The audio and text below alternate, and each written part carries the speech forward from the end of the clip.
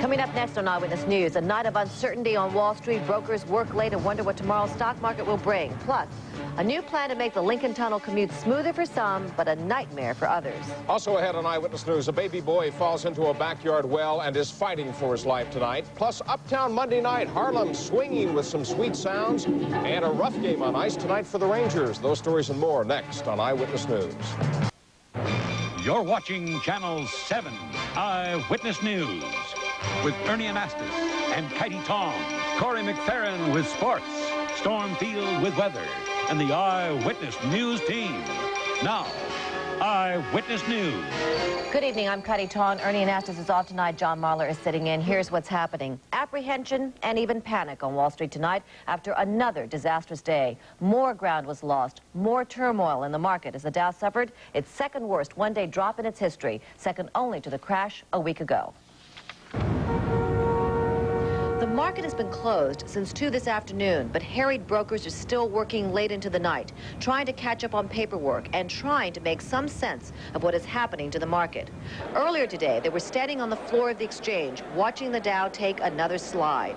The day began badly. By 10 this morning, the Dow was already off more than 85 points. An hour later, it was down nearly 111 points, and by noon, it was down 132.13. There was a brief rally at 1, but by the final bell, it was a huge sell-off, closing at a loss of nearly 157 points. The volume was very heavy, well over 309 million shares, with losers outnumbering gainers 14-1. I don't think anybody understands the emotional devastation that's taking place here. This is a full-scale panic. Do people understand that? This is a full-scale panic. Harvey Eisen is head of Integrated Resources, a money management firm. He says President Reagan is not doing nearly enough. There has to be a bold announcement from Washington in terms of cutting the federal deficit. Specifically, there must be an announcement on government spending. His colleague, Seymour Zucker, senior editor of Business Week, agrees. I think that the administration's 45-minute fiasco in Washington today, in effect, said that we don't know what's going on in the economy, we don't know what's going on in the market, and the market is very frightened that the Reagan legacy is going to turn into the Reagan lunacy.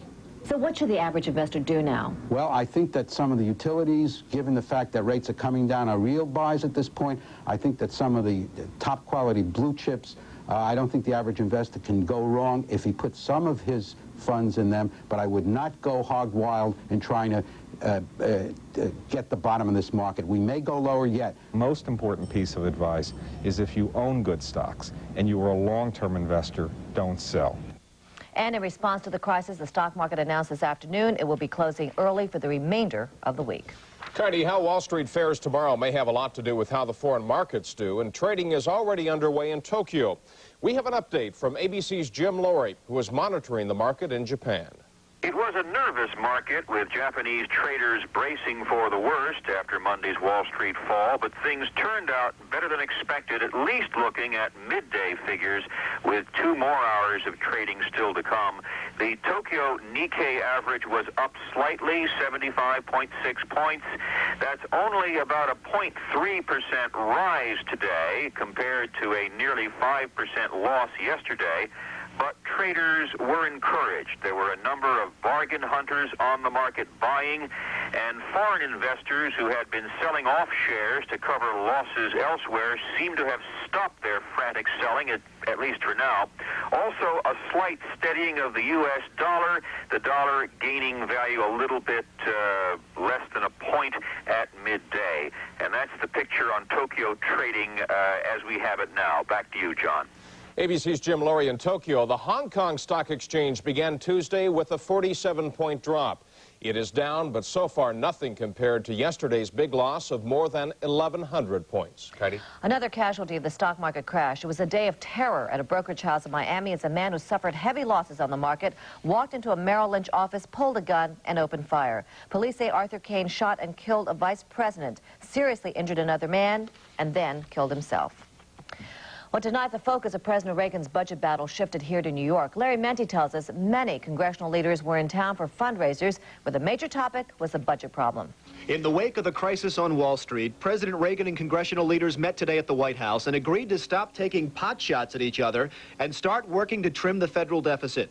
And yet later in the day, the president broke the truce by again blaming the Democrats in Congress for putting the country in financial straits. And if the president continues to blame the Congress or blame the Democrats, I don't think we'll be able to get to the goal. Presidential candidate Richard Gephardt was one of over a dozen top national Democratic leaders attending a private political fundraiser in New York tonight. The budget, of course, was the main topic of conversation. The stock market's been telling us for the last 10 days how much the economy has been affected because we have not dealt with this deficit. The ox is in the ditch now, and we've got to concentrate on how to get the ox out of the ditch. And I think we cannot deal with only 1 year. We've got to deal with 4 or 5 years, and we've got to put things in motion now, in the law now, that will assure that the deficits, not just this year, but next year and the year after, continue to come down. Republican Senator Alphonse D'Amato, in town to speak to the New York Press Club, warned that a budget must be worked out long before the November 20th deadline set by the Gramm-Rudman bill. We've got to come forward within the next 3 to 4 days to say that we've come together, not only to reduce the deficit by $23 billion, but by going beyond, raising additional revenues to reduce that deficit. Every member of Congress I spoke with tonight shared the view that a budget must be worked out well before the November 20th Gramm-Rudman deadline in order to send a positive signal to Wall Street, a signal that would end the panic selling there. However, with budget talks beginning in earnest tomorrow between White House representatives and leaders from Congress, there is no reason to believe that an agreement can be reached anytime soon, especially on the central issue of tax increases. Reporting in Manhattan, Larry Menti, Channel 7, Eyewitness News. President Reagan tonight is launching a major effort to try to strike back at Iran. He has ordered the Secretaries of Treasury and Defense to ban all imports from Iran. And he has ordered a ban on U.S. exports to Iran in 14 categories of U.S. products, which the president says could have military applications. President Reagan says he's taking the action because of Iranian support of terrorism and its unprovoked attacks on U.S. forces and flagships. 3 Lebanese nationals tonight are charged with trying to smuggle explosives into the U.S. They were arrested Saturday in Vermont after crossing into the U.S. from Canada. Now, all 3 have Canadian citizenship. The men were allegedly carrying 2 pipe bombs and a detonator. A second court appearance has been scheduled for Wednesday. Tonight, a desperate fight is underway to save the life of a tiny New Jersey baby. 20-month-old Colin Barleycorn is near death at Newark's United Hospitals Medical Center. Earlier today, he tumbled into a 6-foot-deep, water-filled pit behind his Franklin Park home. Rescuers say the baby spent about 15 minutes underwater before he was finally pulled out. It's almost as if you were pulling a doll out of the water. He was face down. All you could see was a sneaker. Right now, little Colin is listed in critical condition, and police are surprised that with all the publicity the case of Jessica McClure received, that the hole was left uncovered. And the latest on Jessica, the toddler who survived 2.5 days trapped in a Texas well. She has been back in surgery. Tonight, I talked by telephone with her orthopedic surgeon, Dr. Charles Younger. We had to remove a portion of the skin and the soft tissue around the heel and the outer side of her foot. Dr. Younger, what is the latest now on 2 of her toes? Will you have to amputate both of those or parts of both of those? She will lose all of her small toe and will probably lose at least half of her large toe. What is that going to do to her ability to function, her ability to walk? Well, she also has some damage to the nerves, and we don't know really how much of this is going to come back with time, but if she just lost the 2 toes we spoke of, I think it would have minimal influence on her ability to walk in the future. And how does she continue to cope with all of this? She is doing very well. She really is. She's tolerating all of this well, and her spirits are good, and she's very alert and becoming very playful. And Dr. Younger told me Jessica should begin undergoing skin grafts and surgery on those 2 toes sometime next week. Okay. We have a lot more ahead for you tonight on Eyewitness News. Coming up, the proposal to make the commute through the Lincoln Tunnel easier for bus riders, but a lot harder for car riders. Plus, New York City's newest jail is floating tonight in the East River. And also ahead tonight, cool music for a crisp autumn night. First Lady Nancy Reagan is in mourning tonight. Her mother, Edith Luckett Davis, died today from a stroke. The 91-year-old Mrs. Davis had been ailing for many years. Mr. and Mrs. Reagan will fly to her mother's home in Phoenix tomorrow. John? Tonight, could the commute through the Lincoln Tunnel into Manhattan be getting longer? Dorothy Lucy looks at a plan that will determine who gets through the tunnel first. New Jersey commuters face the good, the bad, and the ugly. The good is if you commute to New York by bus, your morning schlep should soon be 20 minutes shorter because the Jersey Department of Transportation plans to make another lane of Route 495 to the Lincoln Tunnel an exclusive bus lane. The bad is if you commute by car, you're losing a lane. Your trip is going to be 15 minutes longer. And the ugly, that's the tempers of car commuters. It's going to be worse than ever. Probably have to leave about 3:30 in the morning in order to get here. Of course I'm upset, but I can't do anything about it. Tonight at a public meeting in East Brunswick, the Department of Transportation planner explained that the bus lane is for the greater good. There are about 4 bus commuters for every auto commuter now traveling into Midtown Manhattan. And for those 4 bus commuters, it means more reliable service, faster service, and the knowledge that they're going to get to work on time. When the first exclusive bus lane was open, 700 buses used it. Now 1,700 buses crowd the lane. But Jersey Transit says the second lane should be opened in 1988. And officials say that's good news for 80% of the commuters. As for the other 20% who can't or won't take a bus, well, tonight I spoke with one man who said, my commute is already 1 hour and 45 minutes. I said, what's another 15 minutes? He said 2 hours, and that's too long. In New Jersey, I'm Dorothy Lucy, Channel 7 Eyewitness News. New Jersey transportation officials say that plan is going to remain in effect for 5 years. By then, they say they hope to build a separate access road to get buses to the tunnel. Well, there's something unusual floating in the East River tonight. It's the city's newest jail. The jail barge is berthed at Pier 36 on the Lower East Side and will undergo some minor renovations in the next few weeks. Prisoners are expected to be moved aboard after that. The barge will eventually be docked at a permanent site off Rikers Island. 3 members of the Militant Jewish Defense League were sentenced today for their part in the tear gas attack on Lincoln Center last fall. Former JDL chairman Victor Van Seer was sentenced to 10 years in prison. Murray Young, a JDL board member, received 5 years, and Sharon Katz received 5 years probation. The Lincoln Center attack was part of a series of attacks for which the JDL claimed responsibility. 3 heroes who saved a young woman from almost certain death are basking in the glow of a job well done tonight. Pete O'Callahan, Alan Glick, and Richard Johnson were honored by Mayor Koch today in a ceremony at City Hall. It was last week they risked their lives to save a woman who was being pushed in front of a train. The mayor giving each of the Good Samaritans a city tie and a hearty pat on the back. One of the heroes of the World Series is a local boy. Coming up, Corey McFerrin on Frank Viola and about the umpires who blew several close calls in yesterday's game. Plus, a rough and tumble night for the New York Rangers. Corey has blow-by-blow details when we come back. Tonight, the hot question in some circles is, are the Yankees moving? Lawyers for the Bronx Bombers were in court today trying to break their lease on city-owned Yankee Stadium that runs through the year 2002. The Yanks want more parking. The city says it can be worked out. Meanwhile, New Jersey continues with its plans to build a baseball stadium. And right now, let's go to the fights, even if it was supposed to be hockey. Corey McFerrin with sports. Corey. All right, John, thanks. Rangers and Flyers at the Garden tonight, a 2-2 tie, but what anybody who had a chance to watch this game will remember for a long time has nothing to do with the score or an assist or even a save tonight. We'll get to that in a second. Philly goalie Ron Hextall back after his suspension. The fans are ready for him. And physical, it always is physical between these guys. Dave Brown, Larry Melnick doing their Hearns-Hagler imitation early. Then in the third period, tied at 1, Rangers scored their league-leading 19th power play goal. James Patrick from the point flips it by Hextall, who is screened. 2-1 Rangers. They are pumped up at the Garden. Then 6:43 of the period, skating 4-on-4. This is Murray Craven, moves in. The tough angle beats the Beezer, and it's 2-2. Marcel Leon's 700th goal will have to wait for another night. What does not have to wait, one of the worst cheap shots in a long time. Watch number 28, Tomas Sandstrom, cross-check right there by Dave Brown. A vicious move. Brown receives a major and a match penalty, should definitely be suspended. Ridiculous stuff. Sandstrom may have a broken jaw. 2-2 the final score. Awful. Okay, baseball. The hero of the World Series. Is there any debate on this thing? We call him Frankie V, the 27-year-old lefty from Hempstead, Long Island. Frank, sweet music viola, the guy with the big grin and the mustache right there, and plenty to celebrate, too. Not only is he a world champion, but he's the World Series MVP.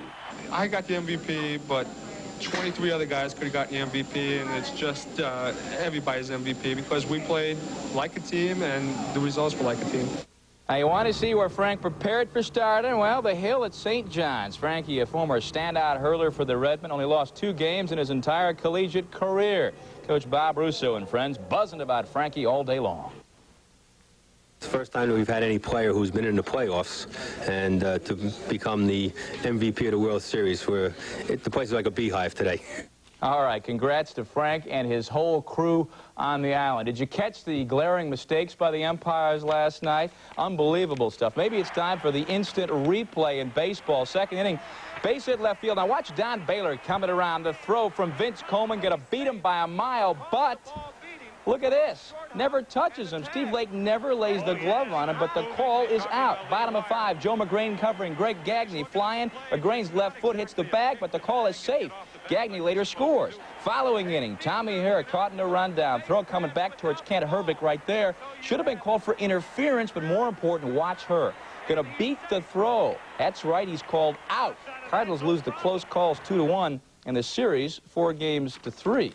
All right, the big boys back on Monday Night Football. In fact, because of the series in Minneapolis last night, we got a doubleheader tonight, a rare treat, first time ever, as a matter of fact. Some highlights. First of all, at least a couple fans still in a World Series mood in Minneapolis, but they're reminded the game is football second quarter. Watch Gerald Wilhite. Don't look at this if you got a weak stomach. Watch the leg being pulled back by Joey Browner, a fractured leg for Wilhite. That hurts. Meanwhile, the Vikings got a dose of that Metrodome magic. Wade Wilson on the run. Watch his great catch right there. Leo Lewis, a Lynn Swan catch. 34-27. Minnesota wins it over the Broncos. Meanwhile, the game you saw tonight, the Dogs out in force at Cleveland Stadium, and they all go home happy tonight. Watch this. Los Angeles quarterback Jim Everett already down 10-zip second quarter. It's picked off. Felix Wright. He's going 40 yards for the touchdown. Browns roll 30-17. And the Rams, with little assistance from disgruntled Eric Dickerson, plays only briefly once. Bigger bucks or a trade? Say it ain't so, Eric. Also tonight, preseason basketball, the Knicks beat the Suns 112-108. Cartwright and Ewing each score 18. And Syracuse ranked number 8 in the college football rankings as the UPI Board of Coaches dictates. So that's pretty good for Syracuse. Looking good this year. Undefeated through 7. All right. Okay. Thank you, Corey. All right. It was a beautiful, crisp autumn day today, wasn't it? Great. How long will our good luck hold out? Storm Field with the 5-day forecast when we come back. And also coming up on Eyewitness News, some hot sounds from Harlem. Great music from Mungo Santa Maria. There was a sure sign of the changing season at Rockefeller Center tonight. It wasn't the Christmas tree. It was the return of the ice skaters to the Plaza Rink. The skating rink opened for the season earlier today, and if you're so inclined, it opens again at 9 in the morning. Well, no rinky-dink weather forecast for us. We have Storm Field here, ladies and gentlemen. Well, I wouldn't go that far. I mean, it can be pretty rinky-dink at times. Not when you're around. Are you kidding? I've skated on thin ice before. Oh. We don't have to worry. Like the old Hudson Brothers show. Aww. Here's what we've got outside. Temperature 46 degrees, humidity 68%. The wind's very calm, which again is going to give us a chance for some radiational cooling. It's going to allow this temperature up here in the city to drop down another 4 or 5 degrees overnight into tomorrow morning and surrounding suburbs. Do not be surprised to see some more frost on your pumpkins, if you should happen to have a pumpkin around, that is. Here's what we've got as far as a satellite picture showing a frontal line that is moving towards us. Some heavy shower activities move down to the southeast, picking up moisture out of the Gulf. This is going to track up along the east coast by the time tomorrow comes along. And that frontal line will be getting closer to us. As that low moves up the coast, it will shake and bake a little bit in the way of some showers. As a result, we can look forward to an increasing amount of cloudiness tomorrow. It'll start off on a sunny note, but end on clouds. And we should be getting some showers through the evening hours overnight into Wednesday morning before drying out. At times, some of those showers could be heavy as that storm system makes its way up. Behind it, much nicer weather and a lot sunnier weather, and a little bit in the way of some moderation. The satellite picture close-up for the East Coast showing us right now in mostly clear skies, and the super close-up showing the same, most of the heavy cloudiness well out to the outside of us, to the west of us. So we'll look for plenty of sunshine tomorrow morning through the afternoon hours before it gives way to those clouds. Forecast right now looking something like this. For the morning, it is going to be clear, bright, sunny, and brisk. Temperatures here in Midtown around 44 degrees. They won't have to worry about freezing that ice rink tonight. It'll do it all by itself. Sunny start tomorrow. Clouds at the close, some showers in the evening hours. overnight into Wednesday. And then the long-range forecast, we're looking forward to mostly cloudy weather on Wednesday. A little bit cooler as high pressure settles back in on Thursday. The sunshine comes back on Thursday and Friday, and it begins to get a little bit more mild until the weekend when another front comes through and maybe poses another problem. All in all, a usual day in the weather picture. Another usual day. Thank you, Storm. While it was cool outside, things were plenty hot tonight uptown. The I Love New York Festival continue in Harlem's world-famous Apollo Theater. Taking center stage, the Afro-Cuban sounds of Mungo Santa Maria.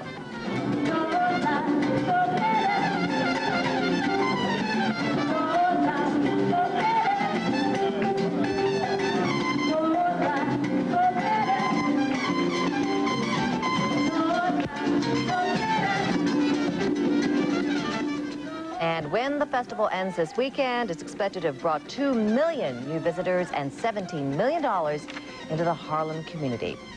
Okay, that's it for now. Time to go home. We'll see you later. Right now, for Katie Tong, Stormfield, Corey McFerrin, and the rest of the Eyewitness News team, I'm John Marler. Good night. Good night. That's